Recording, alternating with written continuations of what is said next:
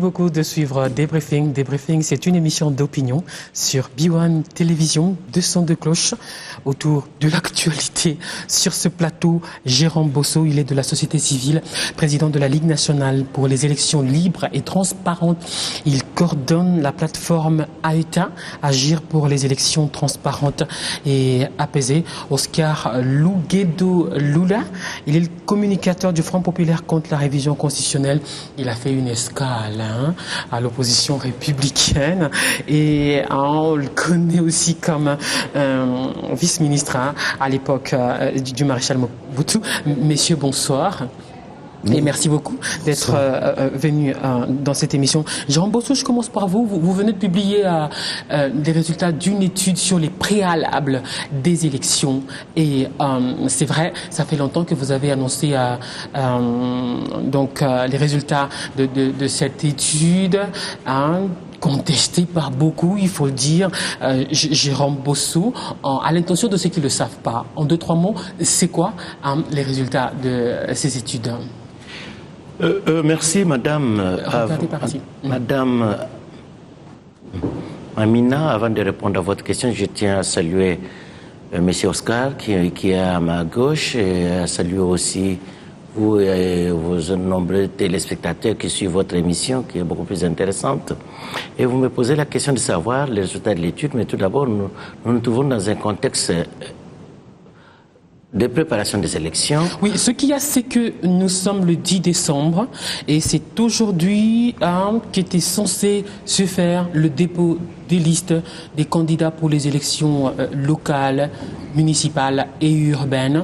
Ça n'a pas eu lieu. Vous suivrez de près le processus électoral. Votre association, votre plateformes sont destinées justement à ceux qui des élections libres et transparentes. Dites-nous pourquoi est-ce que le dépôt des listes des candidats à ces élections locales n'a pas eu lieu? Ça ne devait pas avoir lieu, madame, parce que vous vous souviendrez, et l'opinion se souviendra, que la Commission électorale nationale indépendante avait déposé en date du 30 janvier 2014 sa feuille de route à la représentation nationale. Et dans sa feuille de route, il avait formulé un certain nombre qu'on appelle exigences, qu'on pourrait d'autres qualifier de préalables pour l'organisation des élections à de bonnes dates. Et dans ces préalables, aux autres institutions de la République pour chacune d'entre elles puisse s'y mettre alors pour faire ce travail. À titre d'information, parmi ces 12 exigences, mais je vais essayer d'épingler les plus importants. Et la CENI a demandé la liste officielle de la limitation de groupement au plus tard février 2014 pour préparer l'élection locale à bonne date. Rien n'a été fait février 2014. La CENI a demandé la vulgarisation des entités territoriales décentralisées nouvellement créées. Il a demandé au plus tard mars 2014. Rien n'a été fait. La CENI a demandé qu'il y ait des moyens de renforcement des capacités en matière de justice électorale au plus tard mois de mai 2014. Rien n'a été fait. La CENI a demandé qu'il y ait une tenue complète du recensement administratif de la population au plus tard septembre 2014. Rien n'a été fait. Ce n'est qu'au mois d'octobre qu'on a créé administratif. On a créé septembre dernier. Septembre dernier. Il attendait ça pour continuer à faire la préparation des opérations électorales. Rien n'a été fait. Cinquième exigence, la CENI a demandé le moyen pour le renforcement des capacités matérielles et personnelles du tribunal de grande instance pour la gestion du contentieux électoral. Des contentieux électoraux. Au plus tard, septembre 2014, rien n'a été fait. Formation de magistrats en droit électoral. Au plus tard, septembre 2014, rien n'a été fait. Mais ce qui est intéressant ici, madame, sur les 12 exigences, ce n'est qu'une exigence qui a été exécutée à 18%. La CENI a demandé pour la rémunération de son personnel à la représentation nationale 24 millions de dollars. Fonctionnement 112 millions de dollars. Opération électorale 250 millions. 289 953. Investissement 27 millions. 837 000. Total 323 millions, madame, pour faire ce travail et préparer les élections locales à de bonnes dates. Mais l'Assemblée nationale a statué, l'Assemblée nationale a voté une loi financière pour l'exercice 2014, 169 millions de dollars. Mais la CENI a décaissé sur les 169 millions de dollars jusqu'hier, fin novembre, 30 millions de dollars. C'est pour faire quoi? En d'autres termes, la CENI a eu 18% pour le financement des opérations électorales et pour l'enveloppe qu'il avait demandé. Et en d'autres termes, la CENI n'a pas pu préparer les élections locales, municipales et urbaines à bonne date. Et par conséquent, du point de vue technique et organisationnel, ces élections locales n'auront pas lieu l'année prochaine. Okay. Oscar Lugendo, vous êtes d'accord avec Jérôme Bosso et les résultats de son enquête? Je voudrais bien répondre à votre question, mais avant toute chose, je voudrais d'abord m'acquitter d'un devoir patriotique.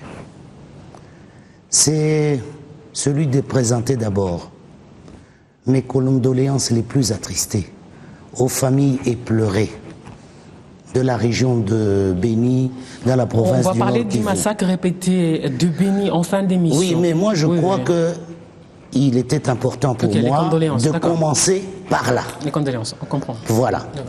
S'agissant des élections au niveau du Front populaire, notre position est claire et a toujours été claire. Nous étions d'abord pour un calendrier global. Votre histoire d'organiser les élections municipales, locales, etc., d'abord, ça nous pose un problème du cycle électoral. Nous n'avons pas encore résolu le problème du cycle électoral. Et pour nous, la priorité, c'est d'abord mettre en place une véritable administration électorale, différente de celle de Malou Malou. Ce n'est un secret pour personne, nous l'avons toujours dit. Pour vous, c'est la personne Malou Malou qui pose un problème? La personne Malou Malou pose un problème parce que la personne Malou Malou a été récusée par l'opposition politique nationale. La personne de Malou Malou a été même contestée et récusée par sa base naturelle qui est l'Église catholique. Alors, on se demande en vertu de quoi Monsieur l'abbé Malou Malou est président de la CENI. Récusé aussi par la société civile, il est de la société civile et vous l'êtes aussi. Nous pensons ici, nous la société civile, nous travaillons pour les institutions et non pour les individus. Les individus passent, l'institution demeure. C'est la société civile qui a été à la base de la création de l'institution CENI, Commission électorale nationale indépendante. Et c'est la société civile qui a fait un plaidoyer, qui s'est battue pour que cette institution puisse devenir une institution citoyenne, une institution d'appui à la démocratie et une institution permanente au service de la population, non au service d'individus. Tandis que le politique a fait de la CENI un groupe d'intérêt de la majorité de l'opposition. À ce moment-là, quand le pouvoir organisateur des élections se présente comme un groupe d'intérêt, non de la population, mais des intérêts de partis politiques, de la majorité de l'opposition et de lobbies qui flottent pour le financement des opérations, à ce moment-là, ça pose problème. Okay. Alors, en dehors du changement donc à la tête peut-être de l'administration électorale, selon vous, on devrait commencer par quelles élections? Ce que vous appelez arriérés électoraux. C'est quoi pour vous les arriérés électoraux? Parce qu'il y a une immense polémique justement sur la conception arriérés électoraux. Mais moi, je crois que nous devons commencer dans notre pays à respecter le cycle électoral tel que prévu par la Constitution. C'est ça aussi le respect des textes. Et pour nous, nous disons, écoutez, effaçons tout ce qui s'est passé. Il n'y a pas eu le respect du cycle électoral. Dès 2016, commençons à respecter le cycle électoral. Et pour nous, il faut commencer par l'élection présidentielle législative, les élections provinciales, les élections sénatoriales. Ensuite, nous irons vers les élections locales, municipales. Il n'y a pas de problème. Mais il faudra désormais respecter le cycle électoral. Parce que vous savez à quoi on arrive aujourd'hui. Nous arrivons à des institutions telles que le Sénat, les assemblées provinciales et les exécutifs provinciaux qui fonctionnent hors mandat. C'est-à-dire qu'en fait, ils ne jouissent plus de légitimité. Ou du moins, il fonctionne dans une sorte de déliquescence de légitimité. Alors, après la présidentielle et les législatives de 2016, qu'est-ce qui s'en suivra? Lesquelles des élections? Les locales? Les sénatoriales? Moi, je crois que d'abord, on peut organiser les élections couplées, présidentielles, législatives et provinciales. On peut les organiser de manière couplée. Et ensuite, nous allons passer aux élections locales et municipales. Alors, c'était ça votre recommandation après cette étude? Vous savez, madame, quand on organise les élections, c'est pour résoudre un problème. Quel a été le problème? Nous sommes rendus compte, c'est depuis octobre 2011 qu'il y a eu fait mandat de députés provinciaux, de gouverneurs et vice-gouverneurs. C'est depuis février 2012 qu'il y a eu fait mandat de sénateurs. Il fallait maintenant résoudre, à cause de la priorité, à mettre fin à la crise de légitimité des institutions au niveau du Sénat, au niveau des assemblées provinciales et au niveau des gouvernorats. Et si tel est le cas, c'est pour rejoindre Oscar, il fallait commencer par le bout là où on s'était arrêté. Parce que quand nous tous nous avons assisté à la débâcle électorale de 2011, au chaos électoral de 2011, qui a emporté, qui a contribué à la réforme structurelle et organique de la Commission électorale nationale indépendante, qui a fait partie de l'ancien bureau que la classe politique l'a accusé d'incompétente pour n'avoir pas bien organisé les élections, il faudrait commencer par là où on s'était arrêté, c'est-à-dire organiser l'élection de la députation provinciale, et la députation provinciale allait statuer sur l'élection des sénateurs, gouverneurs et vice-gouverneurs. On allait mettre fin à cela. Mais juste là, le politique en a décidé autrement de nous faire maintenant voler là-bas et laisser ce qu'on appelle, entre autres, arriéré électoral afin de résoudre cette crise de légitimité. Ça pose problème, madame. À l'heure que nous avons une Assemblée nationale qui a un mandat frais, et de l'autre côté, le Sénat qui n'a plus mandat, le problème se pose au niveau de vote de loi.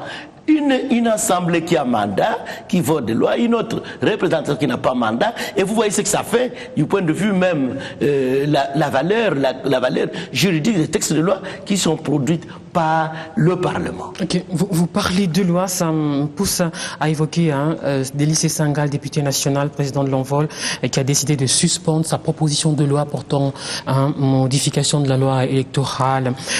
Motif, il exige un éclairage issu d'un débat politique autour du bureau de l'Assemblée nationale. Réaction? Moi, je crois que nous, au Front populaire, nous avons exigé effectivement de M. Délice Sanga qu'il puisse retirer cette proposition de loi. Parce qu'il ne faudrait pas tenter le diable. Nous estimons qu'avec cette proposition de loi, pour révisiter la loi électorale, on pourrait donner libre cours à certains amendements venant de la majorité, et ces amendements nous auraient poussé à une sorte de révision constitutionnelle. En clair, il n'est pas pour vous question de prêter le flanc. Il ne faut pas prêter le flanc donc à la majorité, parce que sinon, avec certains amendements qui seront des amendements que je peux appeler sibyllins, qui vont nous emmener vers une sorte de révision constitutionnelle, et on nous dira, de la part de la majorité, de toute manière, l'initiative est venue de l'opposition. Alors, nous sommes un front populaire contre la révision constitutionnelle. Vous comprenez que nous sommes très vigilants, nous sommes très regardants. Nous ne voudrions pas que l'Assemblée nationale, donc la majorité, profitant de sa majorité mécanique au niveau de l'Assemblée nationale, puisse nous emmener vers une révision constitutionnelle. Voilà. Alors, Monsieur Bosso, Délice Sanga s'est posé cette question. Quelles sont les grandes questions, passez-moi la répétition, qui s'imposent à la loi électorale, notamment le découpage sur base de données démographiques actualisées? Oui, vous savez, s'il y a aujourd'hui un débat en ce qui concerne le projet de loi ou bien proposition de loi de l'honorable Denis Sesanga, c'est parce que cette proposition était précédée par 3 textes de loi déposés par le gouvernement, liés toujours à la loi électorale. Et dans ces 3 projets de loi déposés par le gouvernement, on faisait allusion à la modification de certaines dispositions constitutionnelles, allusion faite à l'article 197 qui parle de l'élection du députation provinciale au suffrage universel direct. Dans l'entendement de propositions du gouvernement, il fallait changer, sur demande de la Commission électorale nationale indépendante, il faudrait changer le suffrage universel direct au suffrage universel indirect. C'est là même dans notre étude, nous avons dit, c'est une démarche périlleuse. Parce que si on touchait à une des dispositions de la loi fondamentale, on serait tenté d'aller jusqu'au fond. Le fond, c'est-à-dire, on serait tenté de toucher l'article 220 qui limite le mandat du chef de l'État. L'article 220 qui est un verrou qu'on ne peut pas faire sauter. Et c'est de là où je reviens à ce qu'Oscar a dit. À ce moment-là, un groupe profiterait de la majorité pour dire nous avons la majorité et nous pouvons faire bouger les lignes. C'est ce que nous avons dit. Le texte de loi de Honorable Sesanga, et ça se trouve dans quel contexte aujourd'hui? Nous nous trouvons dans un tout autre contexte. Et par conséquent, pour faire un texte de loi, proposition de loi ou projet de loi, ça doit être précédé par un consensus politique électoral. Les consensus politiques, on les dégage. Sous quelle forme? C'est ça, parce que le consensus, il est clairement établi qu'on aura difficile à organiser l'élection locale l'année prochaine. Il sera aussi difficile d'organiser l'élection présidentielle dans de bonnes conditions et les élections apaisées. Et par conséquent, on doit se mettre autour d'une table. Sous quel cas, l'option était déjà levée par l'accord cadre d'Addis Abeba. Engagement pris par le gouvernement de la République. Le 6e engagement demande au gouvernement de la République de contribuer à la réconciliation nationale, à la tolérance et à la démocratisation. Et cet engagement qui est le 6e est répercuté dans la résolution 2098 du Conseil de sécurité des Nations Unies, dans son article 14.b, où on demande au représentant spécial du secrétaire général des Nations Unies en République démocratique du Congo, c'est monsieur Martin Kobler, d'offrir de bons offices à la classe politique congolaise pour la tenue d'un dialogue, pour promouvoir le dialogue politique inclusif avec toutes les parties congolaises pour, la réconciliation, la démocratisation, l'organisation de l'élection provinciale et locale. Voilà le cadre déjà planté et là nous pensons du dialogue va naître un consensus. De ces consensus, on va reconstruire la confiance des uns et des autres dans le processus électoral, la confiance des uns et des autres dans le pouvoir organisateur des élections, parce que sans ce consensus, on ne peut pas s'en sortir, on aura difficile à organiser l'élection présidentielle dans le délai constitutionnel. Que dit la Constitution? Parce qu'on peut se dépasser dans l'étude. Nous avons démontré qu'on peut se dépasser de l'élection locale, municipale et urbaine pour 2015, on peut le remettre en 2017, tandis que l'élection présidentielle, on ne peut pas le remettre, on ne peut pas négocier là-dessus, c'est une exigence constitutionnelle. Okay. D'où il faut impérativement un consensus politique et électoral. Oscar Lugendo, est-ce que la résolution 2098 suspend le principe de la souveraineté nationale? La résolution 2098 n'a jamais suspendu le principe de la souveraineté nationale. Le chef de l'État a l'initiative, peut prendre l'initiative d'organiser des rencontres visant à aller vers une réconciliation nationale. Mais je n'ai pas dit le contraire. Mais la résolution 2098 a été prise sur base de l'accord cadre d'Addis Abeba. Et l'accord cadre d'Addis Abeba a été signé par le président de la République au nom de la République démocratique du Congo. Donc pour vous, il faut un dialogue inclusif? Pour nous, il faut un dialogue inclusif, nous l'avons toujours dit, mais néanmoins, je dis que pour l'instant... Avec un médiateur? Non, oui, mais pour l'instant, nous, au Front populaire, notre position est claire. Pourtant, vous étiez en concertation? Oui. Nous étions en concertation. Tous les deux, la ligne y a été représentée. Oui, mais nous étions en concertation. Nous étions en concertation. En fait, nous n'avons pas eu tort d'aller aux concertations. Puisque, finalement, nous sommes allés au nom de l'intérêt supérieur de la nation. Et nous y sommes allés maintenant. On nous donne raison parce que, finalement, le pouvoir en place a montré sa mauvaise foi. À quel sujet? Maître mot. À quel sujet? Le maître mot des concertations, c'était le consensus. Regardez la manière dont on a mis en place l'ONIP. Ça n'a pas été fait par consensus. L'Office national d'identification. Ça a été mis en place de manière unilatérale. C'est parce que tous les membres sont issus de la majorité. Non, oui, tous les membres sont issus de la majorité. Il fallait qu'il y ait des représentants de l'opposition, de la société civile. Cet office-là, c'est fondamental. Il faut le maître mot des concertations. Je vous le répète encore, c'était le consensus.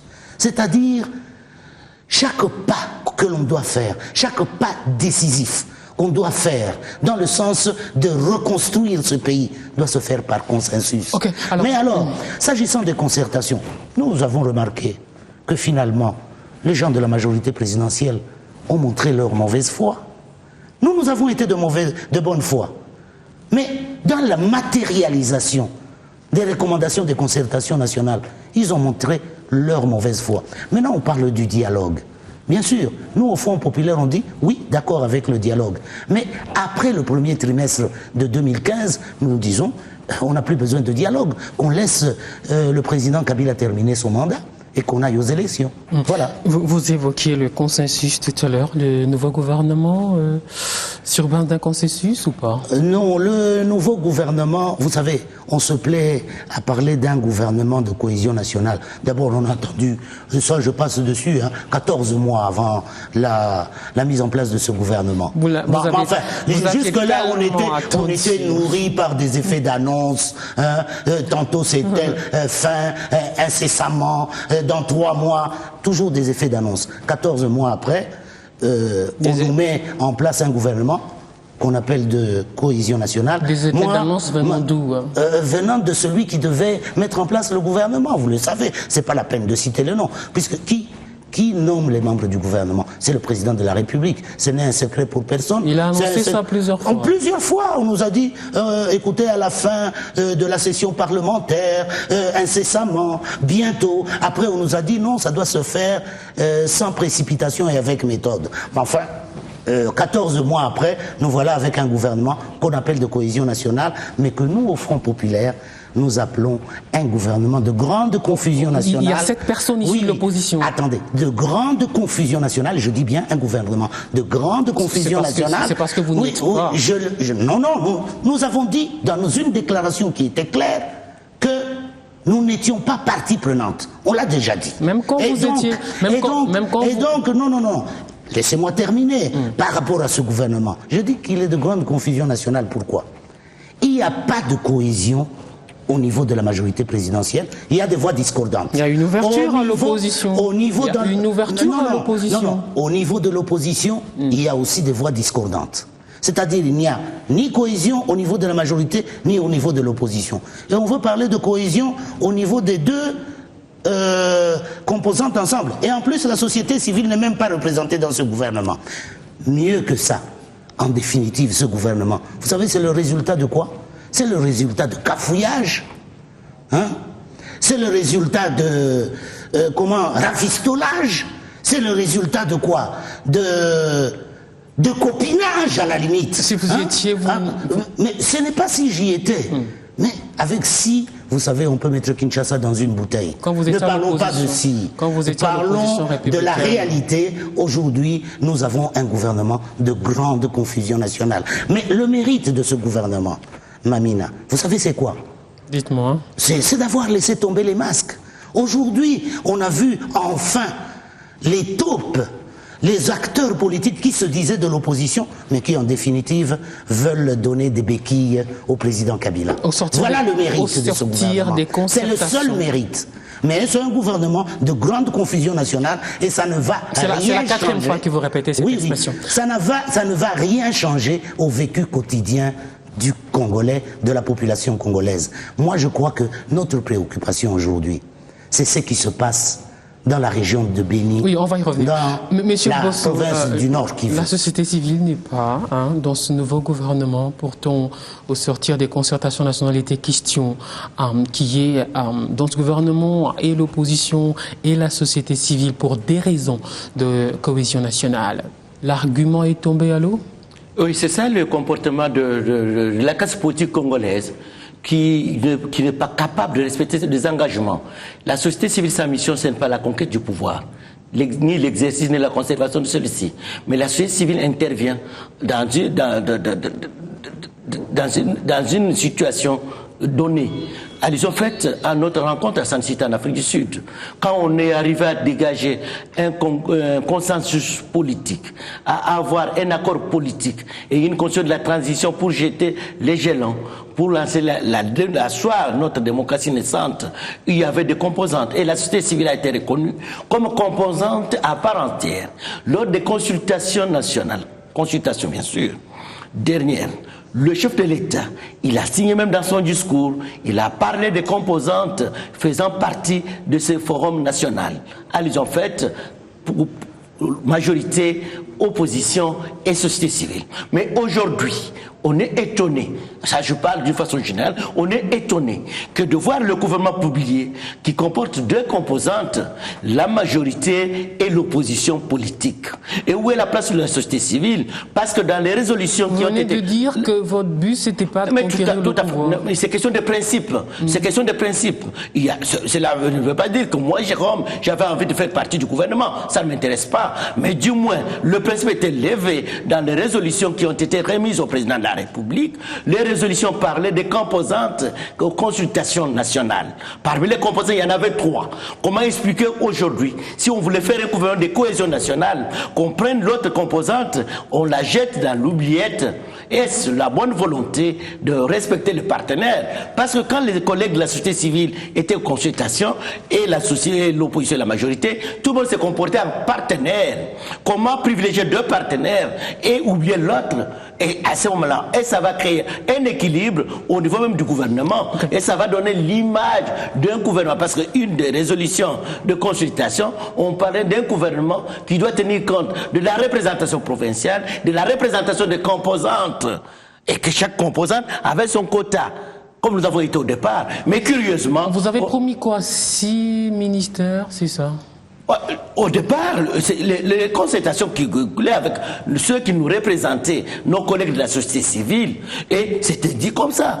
Mais à notre grande surprise, qu'on nous dise que le composante société civile n'existe pas, qu'on puisse voir les recommandations de concertation, qu'on puisse retirer le passage où on parle de société civile comme composante, et qu'on dise que c'était une rencontre de la société, de la classe politique. Mais toutefois, quand on a besoin d'une cause, on se sert de la société civile comme marche-pied. Une fois arrivé quelque part, on oublie, c'est comme un jus. Quand on prend un fruit, quand on suce son jus, et on jette. C'est ça les choses qu'on... Ok, vous n'êtes pas la seule composante qu'on a pressée, jetée, comme une patate chaude qui vous brûle les doigts. L'opposition aussi, il y a une certaine opposition. Aujourd'hui, 3 membres du MLC... Non, de toute manière, pour nous, au Front Populaire, la mise en place... Ils ne sont pas les seuls qu'on a fouillés. La mise en place du gouvernement, là, tel qu'on l'a donné, pour nous, c'est un non-événement. Ok, vous l'avez déjà dit. Alors aujourd'hui, que reste-t-il de l'opposition aujourd'hui? 3 membres du MLC ont été nommés ministres, exclus de leur parti. Alors par cette décision de radiation, le MLC veut-il montrer qu'il reste un parti de l'opposition radicale? Non, je crois que le MLC, bon, c'est un peu la cuisine du MLC. Mais moi, je crois que il y a 12 membres fondateurs, je venais de l'apprendre avant de monter sur ce plateau, 12 membres fondateurs du MLC ont fait une déclaration au cours de laquelle ils se sont prononcés en faveur des 3 membres qui les soutenaient, ils étaient avec eux, etc., etc. Ben, ça, c'est la cuisine interne du MLC. Mais moi, ce que je voulais dire, tout simplement, c'est que la substance de l'opposition qu'il y a dans le MLC a compris que le véritable gouvernement de cohésion nationale devait être construit sur base d'un protocole d'accord politique. Y a-t-il une opposition aujourd'hui? Y a-t-il une véritable opposition aujourd'hui en dehors d'Étienne Tshisekedi et son UDPS? C'est ceux qui lui sont restés fidèles et loyaux. Il y a le Front Populaire. C'est une opposition. Oui. Le Front Populaire est une opposition. Nous l'avons dit, in tempore non suspecto, que nous n'étions pas partie prenante au gouvernement. Nous l'avons dit dans une déclaration. Nous l'avons dit. Et donc, on ne peut rien nous reprocher. Du moment que vous étiez aux concertations nationales, nous étions aux concertations. C'était clair que vous attendiez un gouvernement de coalition nationale. Nous avons fait l'évaluation des concertations nationales. Et au Front populaire, nous l'avons déclaré sans embâche. Au lendemain de la publication de ce gouvernement? Non, bien avant. Ça fait déjà 6 mois que nous avons dit que nous n'étions pas partie prenante. In tempore non suspecto.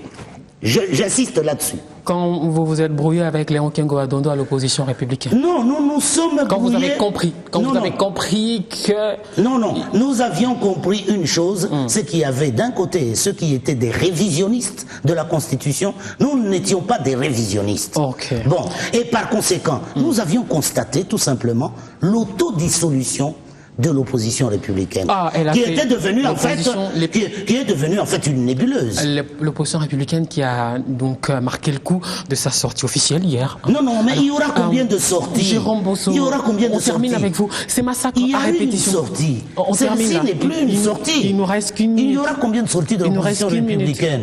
On a eu à Fatima une sortie, mais maintenant il n'y a plus de sortie. Très important ça. Merci. On n'a plus le temps. On s'arrête là. Oscar Louguedo Lula, vous êtes communicateur du Front populaire contre la révision constitutionnelle. Jérôme Bosso de la société civile, président de la Ligue nationale pour les élections libres et transparentes, coordonnateur de la plateforme AET Agir pour des élections transparentes et APC. Merci beaucoup d'être passé dans ce débriefing qui se termine ici. On se retrouve la semaine prochaine entre-temps en rediffusion de cette émission. Demain 8h30 sur Canal Sat seulement et à 12h également sur Canal Sat seulement. À 8h30, ce sera un magnifique dessin animé pour nos enfants qui sont en vacances. Au revoir.